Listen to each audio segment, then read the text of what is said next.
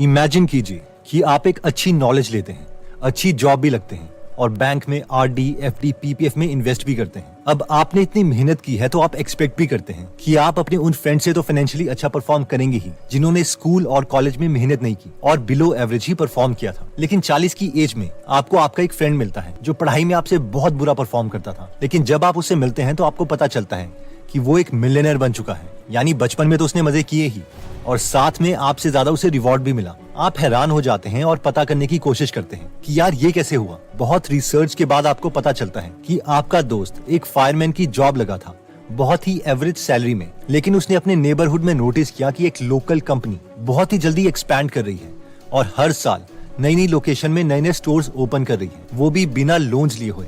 उसे यकीन हो गया था कि ऐसा तभी हो सकता है अगर ये कंपनी बहुत ही अच्छा अर्न कर रही हो।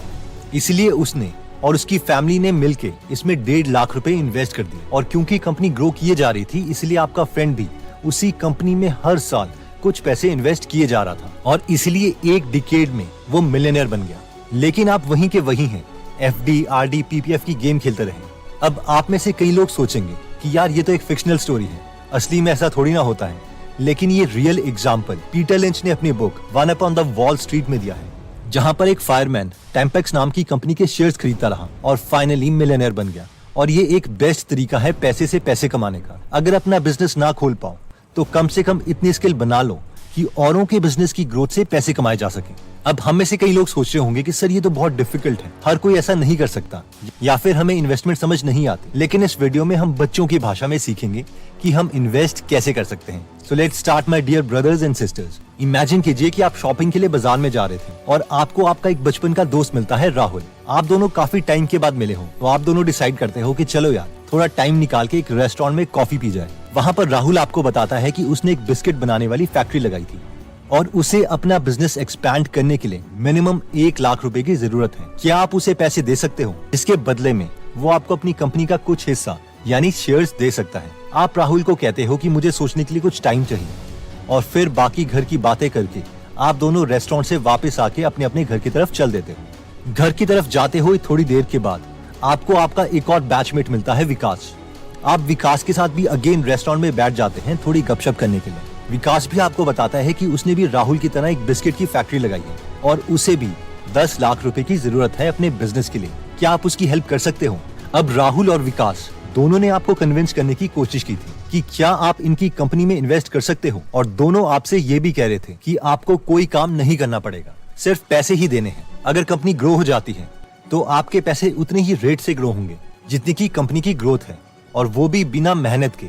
आप पैसे से पैसा कमा सकते हो। आप घर में बैठ के सोचते हो कि क्या किया जाए। दोस्तों दोनों ही ठीक हैं आपके, लेकिन आपके पास इतने पैसे नहीं है कि आप दोनों में इन्वेस्ट कर सको। आप अपने फैमिली मेंबर्स को देखते हो और उनके फ्यूचर के बारे में भी सोचते हो कि आप बिना सोचे समझे पैसे इन्वेस्ट नहीं कर सकते। काफी टाइम के बाद आप सोचते हो चलो अगर मैं दोनों में से एक फ्रेंड की हेल्प कर ही रहा हूँ पैसे इन्वेस्ट करके, तो कम से कम मुझे इन दोनों के बिजनेस के बारे में कुछ पता तो होना चाहिए।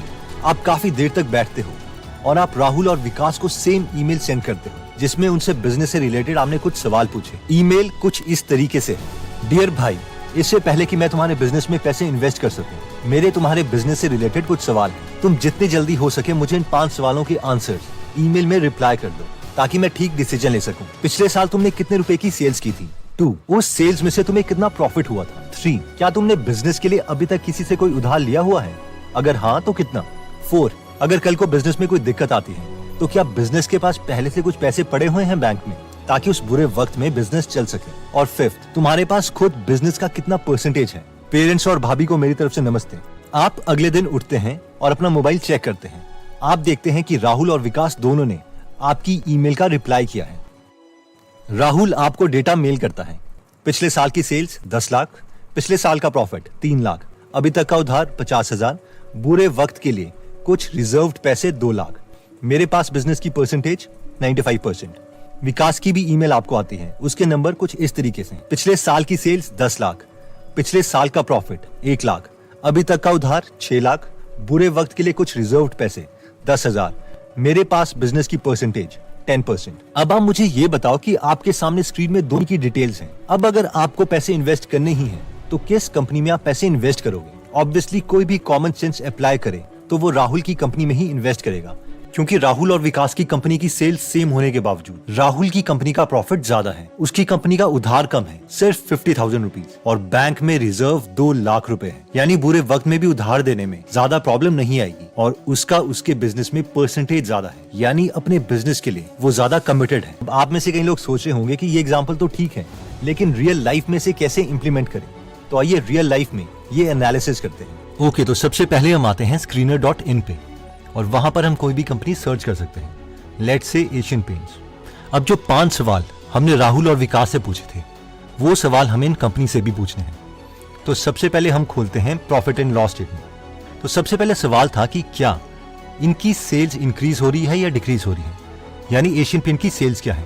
जब भी हम कोई नंबर देखते हैं तो एक एब्सोल्यूट नंबर यानी एक साल का नंबर हमारे लिए मायने नहीं रखता, हमारे लिए पैटर्न मायने रखता है कि पिछले साल से अभी तक की ग्रोथ रेट क्या है। तो अगर यहाँ पर हम देखें तो जो सेल्स है ये करोड़ में नंबर है, तो ये 6400 करोड़ के आसपास थी, फिर 2011 में 7400, 9200, 10,000 और इंक्रीज होते होते 21,713 करोड़ होगी।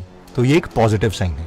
नेक्स्ट सवाल था कि इसमें से इसका प्रॉफिट कितना है। तो ये सारा काट के प्रॉफिट बिफोर टैक्स और टैक्स देने के बाद अगर हम यहाँ पे बात करें तो 836 करोड़ प्रॉफिट था, फिर इंक्रीज हुआ 843, 989 और इवेंचुअली 3139, यानी हमें ग्रोथ भी दिखाई दे रही है प्रॉफिट में। नेक्स्ट सवाल जो हमने पूछा था राहुल और विकास से वो था कि उनकी उधार कितना है। तो उसके लिए हम बैलेंस शीट में आएंगे। बैलेंस शीट में आने के बाद यहाँ पर इनका उधार है 229 करोड़ 233 और ये इंक्रीज हो रहा है। तो ये लग सकता है कि एक नेगेटिव साइन है, लेकिन इसको कवर करने के लिए नेक्स्ट क्वेश्चन था कि बुरे वक्त में इनके पास रिजर्व्स कितने हैं। तो यहाँ पर हम देखें तो रिजर्व कितना है 1614, 2092 और यहाँ पे 12,710 करोड़। तो अगर हम 2021 की बात करें मार्च, तो उसके अकॉर्डिंग जो उधार है, उधार से काफी ज्यादा रिजर्व हमारे पास पड़ा है, यानी बुरे वक्त में भी कंपनी स्टेबल रहेगी। इंडिविजुअली अगर हम बोरो को देखते तो वो मैटर करता, लेकिन अगर हम उसे कंपेयर करें रिजर्व के साथ तो इतना मैटर नहीं करता। कई लोग इनके रेशियोज ले लेते हैं, डेट टू इक्विटी रेशियो ले लेते हैं, यानी कितना है, यानी डेट उधार कितना है कंपेयर टू बाकी नंबर्स, तो वो भी हम कर सकते हैं। लेकिन अगर कॉमन सेंस भी अप्लाई करें तो ये भी हमें बता देता है कि यस डेट उतना ज्यादा नहीं है।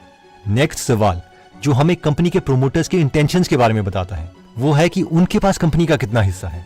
तो वो हम जा सकते हैं इन्वेस्टर्स पे, और यहाँ पर हमें पता चलेगा कि प्रोमोटर्स के पास 52.79% है, और इन्होंने इसको डाइल्यूट नहीं किया, यानी बेचा नहीं। जून 2018 से लेके इतना परसेंट ही इन्होंने होल्ड करके रखा है, जो कि बताता है कि हाँ इनको अपनी कंपनी पे विश्वास है। अगर ये परसेंटेज इंक्रीज हो रही है यानी वो शेयर्स को बाय बैक कर रहे हैं, खुद खरीद रहे हैं, और वो ज्यादा पॉजिटिव साइन है। फिर उसके बाद FIIs हैं, जो फॉरेन के इंस्टीट्यूशनल इन्वेस्टर्स हैं, उनकी कितनी है वो भी खरीदते रहे। ये डोमेस्टिक इंस्टीट्यूशनल इन्वेस्टर्स हैं जैसे SBI वगैरह या कोई भी म्यूचुअल फंड्स वगैरह होते हैं एक्सेट्रा। और फाइनली गवर्नमेंट के पास इतना शेयर है, और ये पब्लिक के पास यानी हम लोग जैसे रिटेल इन्वेस्टर्स हैं, हमारे पास ये परसेंटेज इस तरीके से हुई, यानी 20 से घट के 19.48% हमारे पास है। इसको अगर हम ग्राफ से समझे तो वो मनी कंट्रोल से हमें पता चल सकता है।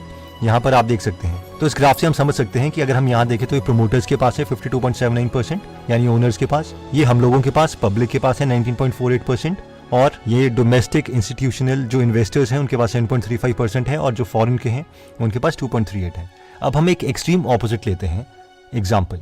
ओके, तो अगर हम एक एक्सट्रीम ऑपोजिट कंपनी का एग्जाम्पल लें तो ये मुझे एक मिली थी MFL इंडिया लिमिटेड। तो यहाँ पे अगेन हम वही 5 सवाल अगर इससे पूछते हैं इस कंपनी से, तो सबसे पहले क्या था प्रॉफिट एंड लॉस। तो यहाँ पर हम क्लिक करते हैं, यहाँ पर आप देख सकते हो कि सेल्स कितनी है 0, 0, 75, 77, 90, 111, 127, ये इंक्रीज हो रही है। अच्छा लग रहा है कि यहाँ पे शायद कंपनी इंप्रूव हो रही थी, लेकिन दोबारा से 59, फिर 0, 1, बहुत ही अनस्टेबल सी कंपनी है।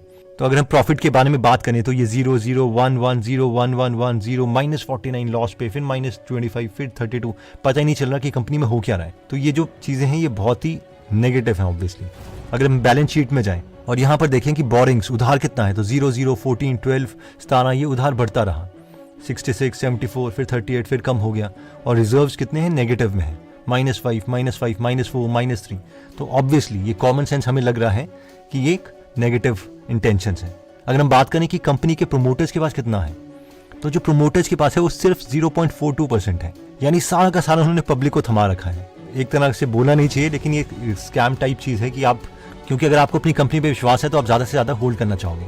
इसे अगर हम ग्राफ से देखें और मनी कंट्रोल की वेबसाइट में आए MFL इंडिया और नीचे देखें तो ये आप देख सकते हैं ग्राफ से ज्यादा क्लियर होता है इमोशनली हमें समझ आता है कि ये सारा पब्लिक के पास है 99.48% और थोड़ा सा हिस्सा जो है 0.42% सिर्फ प्रोमोटर्स के पास है। यानी उन्होंने पब्लिक करी कंपनी और सारे शेयर्स अपने बेच के पब्लिक को निकल गए। और इसकी जो सबसे नेगेटिव बात मुझे और भी लगी थी वो ये थी, अगर आप इनकी वेबसाइट पे क्लिक करें MFL इंडिया तो वो खुलती ही नहीं है। ये डोमेन नेम ही कोई खरीदना चाह रहा है, तो ऑब्वियसली जो भी इस कंपनी में इन्वेस्ट करेगा तो ये बहुत ही बुरी इन्वेस्टमेंट होगी और पोटेंशियली जो लॉस है वो 100% होगा। अब मेन सवाल आता है कि क्या अगर ये कंडीशन सेटिस्फाई हो जाती है तो हम किसी भी प्राइस पर शेयर्स ले लें? इसका आंसर देने से पहले हमें PE रेशो को समझना पड़ेगा। PE रेशो का मतलब है कि एक साल में ₹1 कमाने के लिए हमें कितने पैसे इन्वेस्ट करने पड़ेंगे। फॉर एग्जाम्पल, अगर हम बैंक की बात करें और अगर बैंक में इंटरेस्ट रेट 5% है और हम बैंक में ₹100 इन्वेस्ट करते हैं तो एक साल के बाद ये ₹100 ₹105 में बदल जाएंगे। यानी 105 माइनस 100 इज इक्वल टू ₹5 की अर्निंग हुई है। तो इस केस में PE रेशो होगा प्राइस जो कि है ₹100 डिवाइडेड बाय अर्निंग जो कि है ₹5। यानी 100 divided by 5 is equal to 20। यानी एक साल में ₹1 कमाने के लिए आपको बैंक को ₹20 देने पड़ेंगे। इसलिए साल के शुरू में हमने बैंक को ₹100 दिए थे, यानी 20 के 5 नोट। तभी हमें हर ₹20 के नोट के लिए ₹1 मिला और टोटल ₹100 देने से हमारी अर्निंग ₹5 हुई। आई होप ये कॉन्सेप्ट आपको क्लियर हो गया होगा क्योंकि ये बहुत ही सिंपल है। अब अगर हमें ये देखना है कि कंपनी के शेयर्स अभी सस्ते में मिल रहे हैं या महंगे में, तो जो सबसे आसान मेथड है वो ये है कि जिस कंपनी को हम खरीदना चाहते हैं उस कंपनी के PE को हम बाकी सिमिलर कंपनी के PE से कंपेयर कर सकते हैं। अगर बहुत ही सिंप्लीफाइड वे में बोलें तो ये कुछ ऐसा है कि जैसे आपको कोई लैपटॉप खरीदना है तो आप सेम लैपटॉप 3-4 दुकानों से खरीद सकते हो। चलिए इसका प्रैक्टिकल एग्जांपल देख लेते हैं। अगेन हम screener.in में आते हैं और एशियन पेंट्स की जो PE है हम उसे उसकी इंडस्ट्रियल PE से कंपेयर करते हैं। तो जो स्टॉक का PE है वो आप देख सकते हो कि 90.7 है। यानी लोग 90.7 रुपीज देने को तैयार हैं पर साल ₹1 कमाने के लिए। और अगर हम इसे इसकी इंडस्ट्रियल PE से कंपेयर करें, अगर आपको यहाँ पे इंडस्ट्रियल PE नहीं दिखता तो आप इसे यहाँ से सर्च कर सकते हैं। जब आप इसे क्लिक करेंगे तो ये रेशो यहाँ पे ऐड हो जाएगा। तो यहाँ पे जो इंडस्ट्रियल PE है वो 85 है। यानी सिमिलर कंपनीज के लिए जो इस कैटेगरी में है उसके लिए लोग ₹85 देने को तैयार हैं। तो बेशक इस एनालिसिस से हमें लग रहा है ये कंपनी के फाइनेंशियल तो स्ट्रांग है, बट अभी इसका जो प्राइस है वो थोड़ा कॉस्टली है।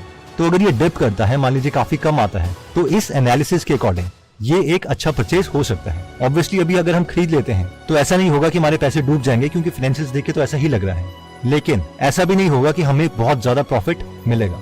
इसलिए I hope you got the point. Again हम कंपेयर करते हैं जो MFL इंडिया है। अगेन यहाँ पे हम इंडस्ट्री PE सिलेक्ट कर सकते हैं ताकि ये वाला जो रेशो है वो यहाँ पे आ जाए। तो इसकी इंडस्ट्री PE कितनी है? 3.46 और जो स्टॉक PE है वो 0.30 है। यानी लोग ₹1 कमाने के लिए 30 पैसे देने को भी तैयार नहीं है। तो इस पर्टिकुलर पैरामीटर से तो लग रहा है कि ये अच्छा परचेज है, बट हम इसके फाइनेंशियल देख चुके हैं कि बहुत ही अनस्टेबल कंपनी है। इसका डोमेन नेम भी नहीं खुल रहा और ये बहुत ही छोटी कंपनी है 9.73 CR की अकॉर्डिंग टू मार्केट कैपिटलाइजेशन। तो again I hope you got the idea कि इस क्राइटेरिया में हम क्या करने की कोशिश। तो दोस्तों इस वीडियो में हमने देखा कि शेयर मार्केट एक बहुत अच्छा तरीका है पैसे से पैसे कमाने का। अगर हम इन मल्टी बैगर कंपनीज को देखें जैसे कि एस्ट्रल पॉली और एशियन पेंट्स, तो अगर ठीक टाइम पे हम इन कंपनीज में पैसे इन्वेस्ट कर लेते तो हम बिना काम किए बहुत ज्यादा रिटर्न पा सकते। फॉर एग्जाम्पल अगर हम एशियन पेंट्स की बात करें तो जनवरी 2006 में इसका शेयर का प्राइस ₹60 के आसपास था और अभी जो इसका प्राइस है वो 2956 के अराउंड चल रहा है। यानी 2956 डिवाइडेड बाय 60। ये एक प्रॉपर मल्टी बैगर थी, सिर्फ 14 सालों में 50 टाइम्स पैसा। वैसे ही एक और मल्टी बैगर कंपनी थी एस्ट्रल लिमिटेड। अगर यहाँ पर हम बात करें तो उसका शेयर का प्राइस 2007 में ₹7 था या ₹8 के आसपास, 7.8, और अभी जो इसका प्राइस है वो 1934 है। तो अगर हम इन नंबर्स को कैलकुलेट करें 1934 डिवाइडेड बाय ₹8 यानी 242 टाइम्स, तो ये 250 टाइम्स बैगर थी। एक ये तरीका है इन्वेस्टमेंट कि आप खुद कंपनी नहीं चला रहे हो लेकिन आपके पास वो स्किल है, यानी हमारे पास वो स्किल है जिससे हम उन कंपनीज को आइडेंटिफाई कर पाएं। ऑब्वियसली उतना आसान नहीं है इसे प्रेडिक्ट करना, क्योंकि इस वक्त पर कोई नहीं कह सकता था कि इसका जो फाइनल रिजल्ट है वो इतना ज्यादा होगा। बट अगेन अगर हम एक स्किल एक्वायर करते हैं और काफी सारी कंपनीज में इन्वेस्ट करते हैं तो बहुत चांसेस हैं कि उनमें से 1 या 2 मल्टी बैगर बन सकती है। अब कोई भी श्योर तो नहीं हो सकता कि एक्चुअल में कौन सी कंपनी इस तरीके की निकलेगी, लेकिन फिर भी हमने एक फिल्टर, एक क्राइटेरिया देखा जिसे अप्लाई करने से हमारे सक्सेसफुल होने के चांसेस बढ़ सकते हैं। इस क्राइटेरिया में हमने देखा कि इन 5 चीजों को तो कम से कम कंपनी की चेक करो, जिसमें सबसे पहला क्राइटेरिया था नेट सेल्स, यानी क्या सेल्स हर साल ग्रो हो भी रही है या नहीं। जितनी ज्यादा ग्रोथ उतना अच्छा। दूसरा हमने देखा था नेट प्रॉफिट, यानी क्या प्रॉफिट भी इंक्रीज हो रहा है। तीसरा हमने देखा था बोरोइंग, यानी डेट यानी उधार, तो डेट जो है वो कम होना चाहिए और ये कॉमन सेंस है। चौथा हमने देखा था कि जितने ज्यादा कंपनी के रिजर्व्स है उतना अच्छा है, क्योंकि बुरे वक्त में हम डेट चुका सकते हैं। इस केस में कई लोग डेट और रिजर्व का रेशो ले लेते हैं, कई डेट और इक्विटी का रेशो ले लेते हैं, यानी इक्विटी के कंपैरेटिवली कितना उधार है। अगर 10% या 10% से कम है तो ये जनरली अच्छा कंसिडर किया जाता है। और पांचवा था प्रोमोटर्स होल्डिंग, यानी अगर कंपनी के प्रोमोटर्स खुद का सारा शेयर सेल नहीं कर रहे तो ये एक अच्छा साइन है, और अगर सेल कर रहे हैं तो ये ऑब्वियसली बुरा साइन है। फाइनली अगर ये पांचों चीजों से कंपनी की फाइनेंशियल स्ट्रांग लग रही है तो वेट करो कि कंपनी का पीई उनकी इंडस्ट्रियल पीई से कम हो। जितना कम होगा उतना अच्छा है, और मिनिमम इस क्राइटेरिया के बाद ही इन्वेस्ट करो। ऑब्वियसली आई होप आप लोग समझते होंगे कि एक 10 मिनट की वीडियो में पूरी एनालिसिस नहीं सिखाई जा सकती, इसलिए ये मेथड 100% सॉलिड नहीं है। लेकिन टू बी ऑनेस्ट कोई भी एनालिसिस 100% श्योर नहीं होती। इन एनालिसिस से ये तो पता नहीं चलता कि कौन सी कंपनी के शेयर्स खरीदने हैं, लेकिन ये जरूर पता चल जाता है कि किन किन कंपनी के शेयर्स नहीं खरीदने हैं। इसमें ज्यादा सक्सेस के चांसेस तभी हैं जब हम बिजनेस के बारे में 100% पता है, यानी प्रोडक्ट क्या है, क्या लोग उसे पसंद कर रहे हैं या नहीं, कंपनी आगे एक्सपेंड कैसे करेगी। और जितना ज्यादा हम इन्वेस्टमेंट को एज अ बिजनेस पार्टनर की तरह देखेंगे उतने अच्छे डिसीजंस हम ले सकते हैं।